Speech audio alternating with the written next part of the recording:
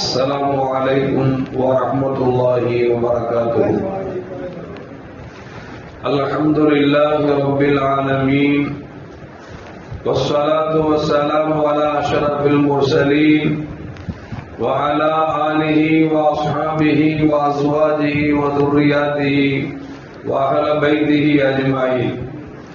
சங்கைக்கும் மென்மைக்கும் உரிய பெரியோர்களே, சகோதரர்களே, எல்லாமல் அல்லாஹு ஜல்ல ஜலாலுஹு நாம் செய்யக்கூடிய எல்லா நற்காரியங்களையும் முகஸ்துதியின்றி இஹ்லாஸான முறையில் இறைவனுக்காக மட்டுமே செய்யப்பட்ட நல்வணக்கங்களில் நம் வணக்கங்களை அல்லாஹ் கபூல் செய்து கொள்வானாக.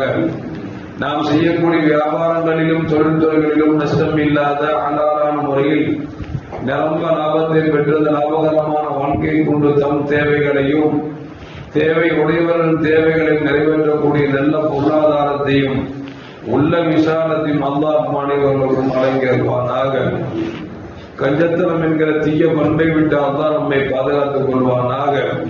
நம்மை இந்த உலகத்தில் வாழ வைக்கும் காலம் எல்லாம் நோய் நொடி இன்றி உள்ள ஆரோக்கியத்தோடு அல்லாஹ் நம்மை வாழச் செய்வானாக.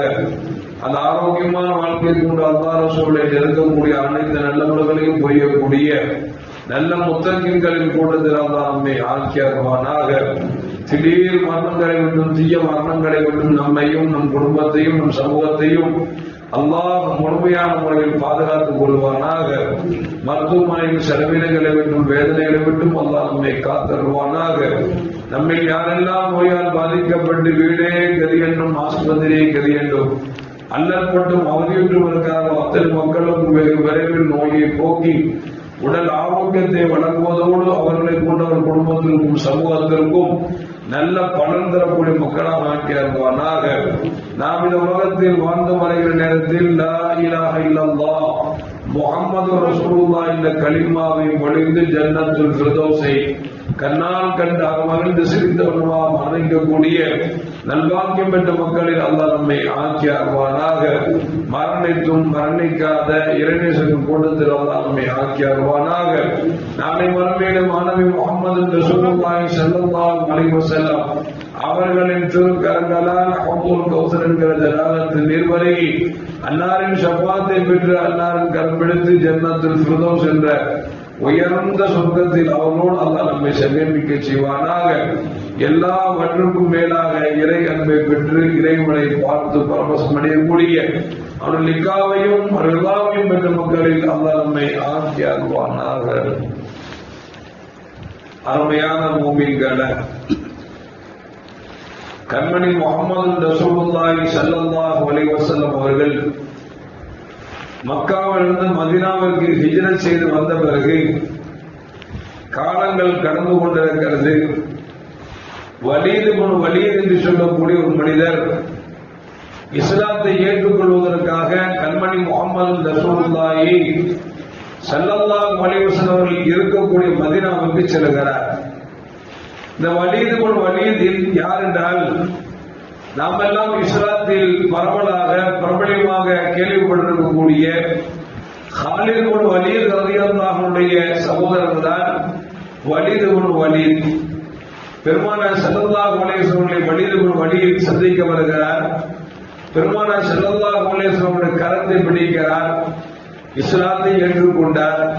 கண்மணி முஹம்மது ரசூலுல்லாஹி ஸல்லல்லாஹு அலைஹி வஸல்லம் வலீத் இப்னு வலீத் கேட்டாங்க, உங்கள் சகோதரர் காலித் இப்னு வலீத் எப்படி இருக்கிறார்? இஸ்லாத்துக்கு காலித் இப்னு வலீத் அவர் வரல, மக்காவில் இருக்கிறாரு. இஸ்லாத்திற்கு எதிராக நின்று கொண்டிருக்கிறார். இஸ்லாமியர்களை கொள்ள வேண்டும் என்கிற மிகப்பெரிய வேட்கையோடு இருந்து கொண்டிருக்கிறார். அவருடைய சகோதரர் இஸ்லாத்தை ஏற்றுக்கொண்டு வந்திருக்கிறார்கள். கண்மணி முஹம்மது ரசூலுல்லாஹி ஸல்லல்லாஹு அலைஹி வஸல்லம் கேட்கிறாங்க, நீங்க இஸ்லாத்துக்கு வந்துட்டீங்க, உங்களுடைய சகோதரர் காலித் இப்னு வலீத் எப்படி இருக்கிறார்? நலமாக இருக்கிறாரா? ஏன் அவருக்கு இன்னும் இஸ்லாத்துக்கு வர வேண்டும் என்கிற எண்ணம் வரவில்லையா என்று பெருமானார் ஸல்லல்லாஹு அலைஹி வஸல்லம் அவர்கள் வலீத் இப்னு வலீத் ஒரு சகோதரரை பற்றி பெருமானார் விசாரிக்கிறார். வலீத் இப்னு வலீதுக்கு ஆச்சரியமா போச்சு. நம்ம சகோதரர் காலித் இப்னு வலீதை பத்தி ஸல்லல்லாஹு விசாரிக்கிறாங்களே அப்படின்னு சொல்லிட்டு வீட்டுக்கு வந்த உடனே ஒரு கடிதம் எழுதுகிறார். காலித் இப்னு வலீத், நான் பெருமானார் ஸல்லல்லாஹு அலைஹி வஸல்லம் சந்தைக்கு சென்றிருந்தேன். அந்த பெருமானார் ஸல்லல்லாஹு அலைஹி வஸல்லம் காலித் பின் வலீத் எப்படி இருக்கிறார் என்று பெருமானார் ஸல்லல்லாஹு அலைஹி வஸல்லம் விசாரிச்சாங்க. உனக்கு இன்னும் இஸ்லாத்துக்கு வரணுங்கிற மனசு வரலையாப்பா, உனக்கு இடம் தரலையா அப்படின்னு சகோதரர் கடிதாசி எழுதுகிறார். இந்த வார்த்தையை படித்த பிறகு காலித் பின் வலீதுக்கு உள்ளமெல்லாம் அப்படி நெருடலை ஏற்படுத்தி விட்டது. முஹம்மது ஸல்லல்லாஹு அலைஹி வஸல்லம் அவருக்கு நாம் எதிரியாக இருந்து கொண்டிருக்கிறோம், அவர் கொண்டு வந்த மார்க்கத்திற்கு நாம் எதிராக இருந்து கொண்டிருக்கிறோம். நம்மை பார்த்து பெருமானார் ஸல்லல்லாஹு அலைஹி வஸல்லம் காலித் பின் வலீத் எப்படி இருக்கிறார் என்று கேட்டார்களே என்று ஆச்சரியத்தோடு அவர் மனசெல்லாம் பொறிப்படைகிறது. காலங்கள் கடந்து கொண்டிருக்கிறது. காலித் பின் வலீத் அவர்கள் இஸ்லாத்தை ஏற்றுக்கொள்ளவில்லை. ஒரு கனவு ஒன்றை காணுகிறார்கள். அந்த கனவுல என்ன அப்படின்னா, ஒரு பசுமை இல்லாத ஒரு தட்டாந்தரையாக இருக்கக்கூடிய ஒரு இடத்திலிருந்து பசுமை நிறைந்த ஒரு இடத்திற்கு மாறி செல்வது போன்று ஒரு கனவை காண்கிறார். இந்த கனவுக்கு விளக்கம் தெரிய வேண்டுமே, யாரிடத்தில் கேட்டால் உண்மையை சொல்வார்கள், சரியாக சொல்வார்கள் என்று அவர் நினைத்துக் கொண்டு அபூபக்கர் சித்தீக் ரலியல்லாஹு தஆலா கேட்கிறார். இந்த மாதிரி தட்டாந்தரையிலிருந்து காஞ்ச பூமியிலிருந்து பசுமையான பூமிக்கு மாறியது போன்று நான் கனவு ஒன்று கண்டேன் என்று அபூபக்கர் சித்தீக் ரலியல்லாஹு தஆலா கேட்ட பொழுது அபூபக்கர் சித்தீக் ரலியல்லாஹு சொன்னாங்க, ஒண்ணு இல்லப்பா, அசத்தியமான மார்க்கத்திலிருந்து தூய்மையான சத்தியமான மார்க்கத்திற்கு நீ போக போகிறாய், இஸ்லாத்தை ஏற்றுக்கொள்ள போகிறாய் என்கிற விளக்கத்தை அபூபக்கர் சித்தீக் ரலியல்லாஹு தஆலா கொடுக்கிறாங்க. இதை கேள்விப்பட்டு காலித் பின் வலீத் மனசுக்கு உறுத்தலாகி போச்சு.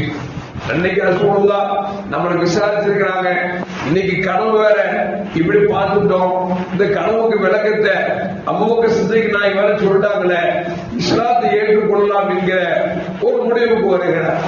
ஏன்னா இஸ்லாத்தினை ஏற்றுக்கொள்ளாத மனிதர் என்று என்கிற ஒரு ரீதி மட்டுமல்ல, இஸ்லாத்திற்கு எதிராக வாள் தூக்கி நின்றவர், போராடியவர் அவர் வர்றார் அப்படின்னா இது யாரை பாதிக்கும் அப்படின்னா மக்காவில் இருக்கக்கூடிய குஃபார்களை காஃபிர்களுக்கு பாதிக்கும். ஆனா இருந்தாலும் காலித் பின் வலீத் இஸ்லாத்தை ஏற்றுக்கொள்ள வேண்டும் முடிவுக்கு வந்து விட்டார்.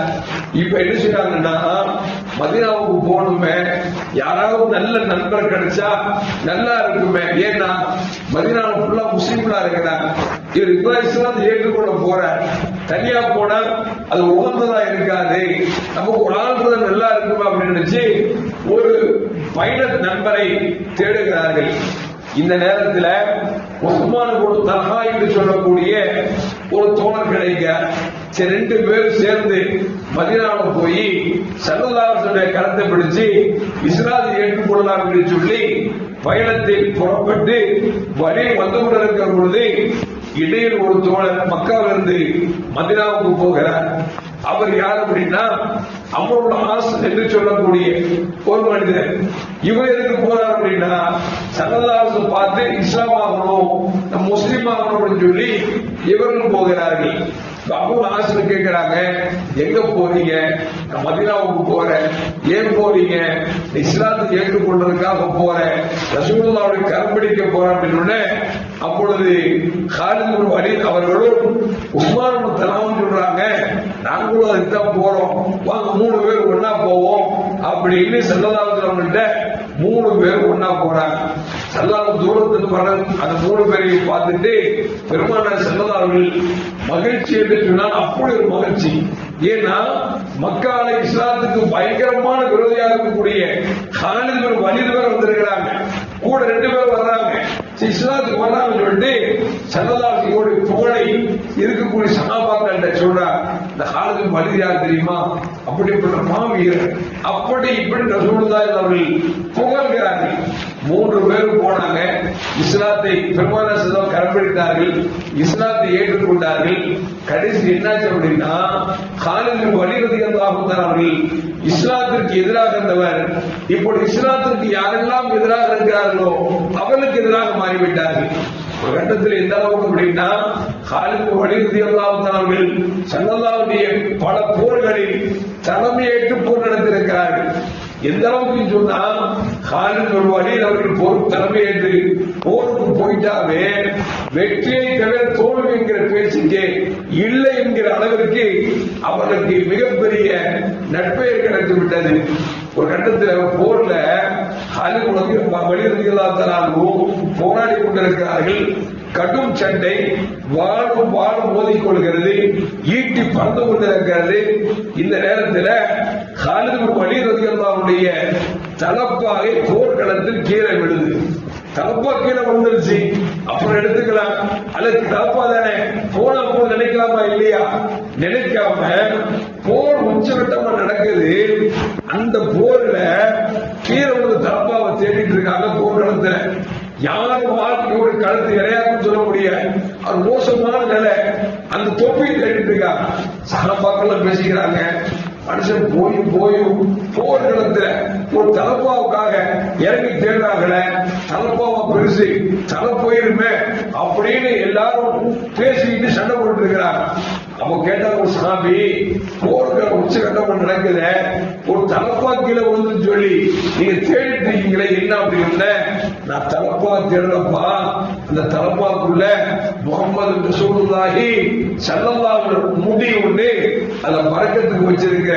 அந்த முடியின் பறக்கத்தால் தான் நான் போர்க்களத்தில் கலந்து கொண்ட போரில் எல்லாம் எனக்கு வெற்றி வாங்கி கிடைத்தது என்று சொல்லி காலித் பின் வலீத் ரலியல்லாஹு அன்ஹு அவர்கள் சொன்னார்கள். தான் ரசூலுல்லாஹ் மேல எந்த அளவுக்கு அன்பு வச்சிருந்தா அந்த முடியை தூக்கி தலப்பாவுக்குள்ள வச்சு அந்த முடியின் பறக்கத்தை கொண்டுதான் போர்க்களத்தை வெற்றி பெறுகிறேன் என்று சொன்னால் ஈமான் உச்சகட்டம் எந்த அளவுக்கு இருந்திருக்கும் அப்படின்னு யோசிச்சு பார்க்கணும்.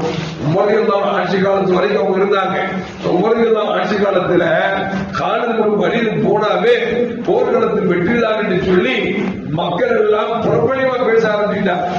அல்லாஹ்வை மறந்துடுவாங்களோ அப்படின்னு நினைச்சிட்டு காலித் பின் வலீத் போருக்கு தளபதி அனுப்பின உமர் ரலியல்லாஹு தஆலா கூப்பிட்டு, காலிதே அந்த போருக்கு நீங்க தளபதியாக ஆக வேண்டாம், வாங்க வீட்டுக்கு அப்படின்ட்டா. ஏன்னா காலித் போனாவே வெற்றி என்றால் இறைவன் சிந்தனை மறக்கடிக்கப்பட்டு விடுமோ என்று நினைக்கக்கூடிய அளவிற்கு மகா வீரர்களாக இஸ்லாத்திற்காக போராடி வந்தார்.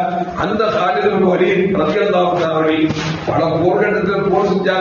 பல பேரை அவங்க கொண்டாங்க. போன பல சகாபாக்கள் ஷஹீதாக்கப்பட்டாங்க. ஆனால் காலித் பின் வலீத் ரலியல்லாஹு அன்ஹுவுக்கு ஷஹீத் என்கிற அந்த உயர்ந்த அந்தஸ்து கிடைக்கல. மரணப்படுகிற படுத்திருக்கிறாங்க, உடல் நலம் சரியில்லாம இருக்கிறாங்க. காலித் பின் வலீத் சொல்றாங்க, எத்தனையோ போர்க்களத்தில் கடந்திருக்கிறேன், ஆனால் எனக்கு ஒரு போர்க்களத்தில் கூட ஷஹீதின் அந்தஸ்து கிடைக்காமல் நான் இப்படி மரணிக்க இருக்கிறேனே என்று வருத்தப்படுகிறார் என்று சொன்னார். அருமையான மக்களை எதற்கு சொல்ல சொன்னால், ஷஹீத் என்கிற உயர்ந்த அந்தஸ்து அல்லாஹ் யாருக்கு வழங்க வேண்டும் என்று நினைக்கிறானோ அவர்களுக்கு வழங்குகிறான் என்பது மட்டுமல்ல. காலித் பின் வலீத் ரலியல்லாஹு அன்ஹு அவர்கள் பெருமானாரின் ரோமத்தை சுமந்ததால் வெற்றி கிடைத்தது என்று அவர்கள் நாவால் சொல்கிறார்கள் என்று சொன்னால், பெருமானாரின் அவர்கள் மேல் கொண்ட பேரன்பு எந்த அளவுக்கு என்பதை நான் விளங்க முடிகிறது. இதை விட ஒரு விஷயம் அப்படின்னா, ஸல்லல்லாஹு அலைஹி வஸல்லம் சகோதரத்தை கேட்டாங்க, காலித் எப்படி இருக்காருன்னு கேட்ட உடனே அவருக்கு மனசு மாறுதுன்னா நமக்கு இதுல ஒரு பாடம். நம்ம யாராவது தெரிஞ்சவங்க ஊருக்கு போனாங்கன்னா நம்ம போறாங்கன்னு சொன்னா போறியா அப்பா போ அப்படிங்கிறத விட நமக்கு வேண்டிய ஆள் இருந்தாங்கன்னா ஏப்பா அவனை கேட்டதா சொல்லுப்பா, சலாம் சொல்லுப்பா அப்படின்னு சொன்னோம்னா அவருக்கு கிடைக்கிற ஆனந்தம் எந்த அளவுக்கு இருக்கும் என்பதை கொஞ்சம் யோசித்து பார்க்க வேண்டும். நல்லா இருக்கிறாரா என்று கேட்டதற்கு அவருக்கு இஸ்லாம் கிஃப்டா கிடைக்கிறது என்று சொன்னால், நாமும் ஒரு நம்பரை விசாரிக்கிற பொழுது அவர்கள் அன்பு மீது அதிகமாகும் என்பதை எந்த மாற்று கருத்தும் அல்ல. எல்லாம் அல்லாஹ் ஜல்ல ஜலாலுஹு பெருமானார் ஸல்லல்லாஹு அலைஹி வஸல்லம் எந்த வாழ்க்கையை நமக்கு கற்றுத் தந்தார்களோ அதன்படி நடக்கக்கூடிய நல்ல முத்தகீன்களின் கூட்டத்தில் அல்லாஹ் என்னையும் உங்களையும் ஆக்கி அருள்வானாக. அஸ்ஸலாமு அலைக்கும் வரஹ்மத்துல்லாஹி வபரகாத்துஹு. ஸல்லல்லாஹு அலா முஹம்மத் அலைஹி வஸல்லம். ஸல்லல்லாஹு அலா முஹம்மத் ஸல்லல்லாஹு அலைஹி வஸல்லம். ஸல்லல்லாஹு அலா முஹம்மத் யா ரப்பி ஸல்லி அலைஹி வஸல்லம்.